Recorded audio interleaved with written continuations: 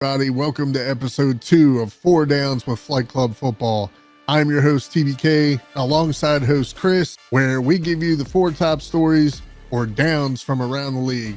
Let's not waste any time, Chris. Let's jump right in. Who draws blood first in the biggest matchup of week 1, back where it all began, where hearts were broken in Baltimore last year at Highmark Stadium, a repeat of last year's AFC divisional game, Lamar Jackson versus Josh Allen. Now, Chris, I'm going to say right off the bat here, this game, it kind of worries me. I'm not going to lie. I did pick the Baltimore Ravens to win, but there are 3 notable injuries for the Ravens for this game. Starting off, number 1, Isaiah Likely, who is recovering from a foot fracture, still not expected to play in the Ravens season opener against the Bills. Man, I'll tell you what, Isaiah Likely has absolutely stepped up. I mean, I am very surprised that he's still sitting at the number 2 spot for tight end in this league. Yeah, no, I know, but listen, you got Mark Andrews as your number 1. That's the reason why.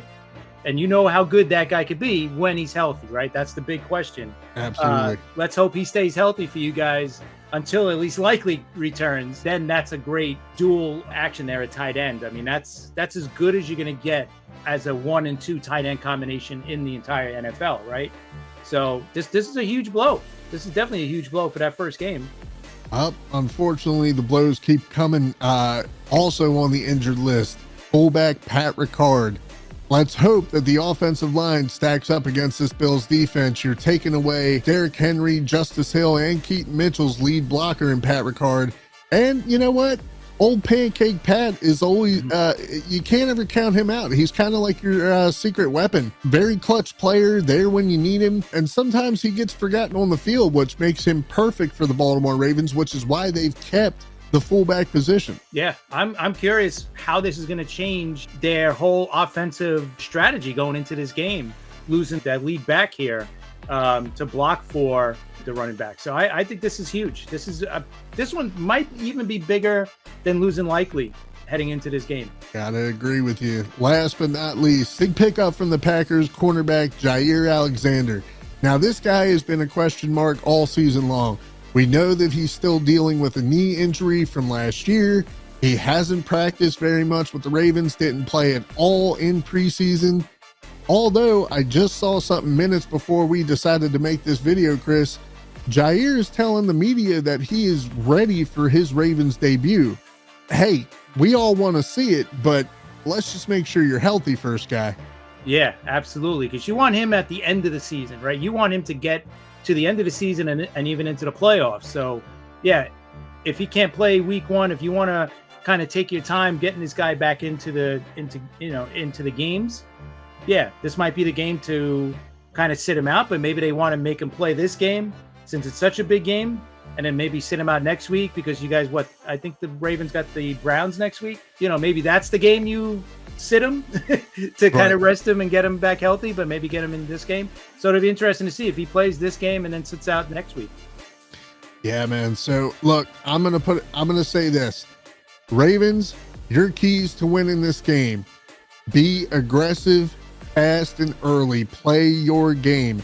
Attack, attack, attack, and do not let up on the gas. Also, don't forget your identity. If it works, don't change it. Do not forget your identity in this game.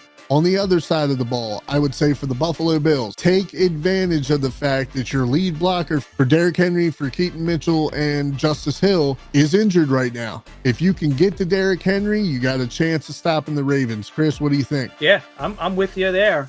Definitely force the Ravens to get out of their offensive strategy, like at least control Derrick Henry. Because once he gets going, we've seen it. That guy can control the whole game. And if he's controlling the game, if you got ball control and keeping Josh Allen on the sidelines, that's huge for Baltimore. So obviously you want to get Baltimore into 3 and outs, or, you know, you want to get the ball to Josh Allen as much as possible. So for that reason too, on the other side, you want the Ravens to kind of contain Josh Allen when he's on the field. You don't want him scrambling, right? Because when he's running, that guy is super dangerous, whether he's running with the ball or throwing, right? He could do it all. So you want to keep him in the pocket, just like Lamar. It's basically the same with Lamar Jackson. Obviously, Lamar Jackson's a more dynamic runner, but they're both very dangerous. You want to keep these guys in the pocket. So I'm sure both defenses are trying to do the same. It's a matter of, actually doing it. So we'll see how it turns out. But this should be a really good matchup for the first week. Let's not forget, real quick point, this is also the regular season debut of NFL kicker Tyler Loop. Man, good luck, Rook. 8:20 prime time in hostile territory. You know what? This game might come down to a field goal, right? That's how close these teams are throughout their history. Baltimore's got a 7-6 advantage over Buffalo in the 13 games they've played so far, including the playoffs, right? So this is their 14th matchup. You could go either way, right? If you told me the Ravens were going to win, I'm not going to disagree. And if you told me the Bills were going to win, I wouldn't disagree, because it's that much of a close matchup here. And I can't wait to see it. Absolutely. For the Buffalo Bills, led by league MVP Josh Allen, home field advantage. The Ravens, a lot of question marks, and the debut for your new kicker. This one's going to be the one to watch. All right, second down, Chris. Aaron Rodgers returns to MetLife as a Pittsburgh Steeler. Now, is it fair to say that MetLife is hostile territory? It should be, but the word that's going around, or that's what being reported, is that about half the tickets have been sold to Steeler fans. So it's not going to be as hostile as it should be, but it should be enough, at least from the Jet fans that are going to be there. It's pretty sad coming, and I'm a Jet fan, and I'm kind of disappointed in this. Week 1, come on, if this is week 13 and, it's a bad season, I get it. You want to sell off your tickets, you want to make some money, whatever. But come on, it's week 1, man. If you're not psyched up or jacked up for week 1 against Aaron Rodgers and the Pittsburgh Steelers, man, I don't know why you got season tickets in the first place, right? So, but yeah, it should be hostile, but not as much as I'd like to see it, for sure. Yeah, I mean, well, hey, look, you're going to get drama either way. It is your classic David versus Goliath, Aaron Rodgers, the old vet, versus Justin Fields, the young kid. I've been saying it. I'll keep saying it. Justin Fields absolutely has the opportunity to take the keys, to drive the Jets wherever he wants to take them. For Rodgers, you got to think, look, this is Aaron Rodgers' last season. He has gone to the media and told him after this one, it's it. So not only I have to survive the season, but I want to go out on a high note. Oh, absolutely. He didn't come back just to play a season, and maybe make the playoffs or, or just add to his yard total or touchdown total. No. He wants to add that second Super Bowl, because when you win 2 Super Bowls, that puts you into that tier in quarterbacks, right? Because he's going to go down as a guy that's only won 1 Super Bowl. Listen, he's still going to be a Hall of Famer, first ballot, no doubt. But when you win 2 Super Bowls, that kind of puts you in a different class, right? Think of Eli Manning. He's got 2 Super Bowl championships. That's right. That puts him into that Hall of Fame conversation. If he only won 1 Super Bowl, I don't think you would even be thinking about Eli Manning as a Hall of Famer. But I think in this sense, yeah, I think Rodgers, that's what he's coming back for. Will he get it? I don't think so, and neither one of us think so. But yeah, it's going to be interesting, man. Coming back, playing against the team that, 2 years ago, with all the fanfare and everything else, you brought in there. And then, of course, opening night goes running out. And then the 4th play of the game, he hurts his Achilles. He's out for the season. Then he came back last year, and we've seen it. That's just not him. That's just not the Aaron Rodgers we've seen throughout the years. So can he show us the Aaron Rodgers of the past and not of the present? I guess we'll find out, man. This game, like I said, it has drama. It has everything you could ask for in a week 1 matchup. Rodgers back to MetLife. All right, third down, Chris. Green Bay versus the Lions. It's sad that we have to say that the biggest question going around the league may not be answered. Why? Because there's injury implications that are still going around for Micah Parsons. He is questionable for week 1. Look, I mean, I got to be honest with you here. The Lions, they're getting all these guys back on defense who are going to be healthy, who are going to be ready to go. Everybody thought that the Lions were going to be making their first Super Bowl appearance last year, and defensive injuries is what absolutely killed this team and stopped their momentum. Yep. Now they're looking to come back in full form. They're looking to be the Detroit of last year. Look, I just got to tell you, I don't think this is going to be a walk in the park for the Packers. I agree, without a doubt. And listen, the Lions have beaten the Packers 4 out of the last 5 matchups. We've seen last year, obviously they beat them twice. The Lions are a great team. Like you said, the only question mark for the Lions, or whatever you want to call it, is they have 2 new coordinators, offensive coordinator and defensive coordinator. The defensive coordinator, first time DC, so this is going to be fresh for him. OC, he's a little bit more of a veteran. He's been around a while, but I think that to me is going to be the story, because if these guys are healthy, on paper, I mean, you just cannot stop this offense. This offense is, I don't want to say it's unstoppable, but come on. I mean, you've seen what this offense could do last season. That was no joke. And they're ready to go this year. And now with a healthy defense, I mean, this is going to be really the team to beat, along with Philly in this NFC. Can the Packers do that? Listen, the Packers made that kind of announcement when they traded for Micah Parsons.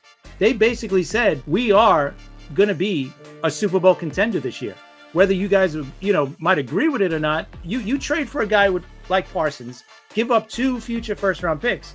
You're announcing like, yeah, we're putting our chips in the middle. We're ready to go.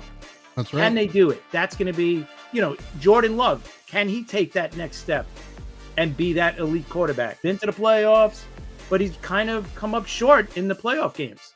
Can he take that next step? All right, 4th down, Chris. Let's take it home. Those Eagles, man, they find a position that needs to be filled and they fill it. They don't waste any time. Maybe that's why they call them Philly, because they're filling positions left and right.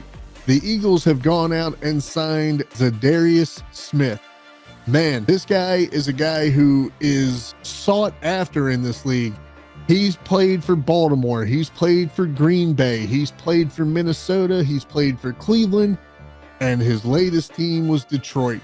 This guy has been around. Teams know exactly what they're getting when they get Za'Darius Smith. Do you think that this guy is a difference maker for the Eagles? I don't know at this stage in his career. Yeah, I don't know if he's a difference maker, but you know what? He's good depth to have, on this team.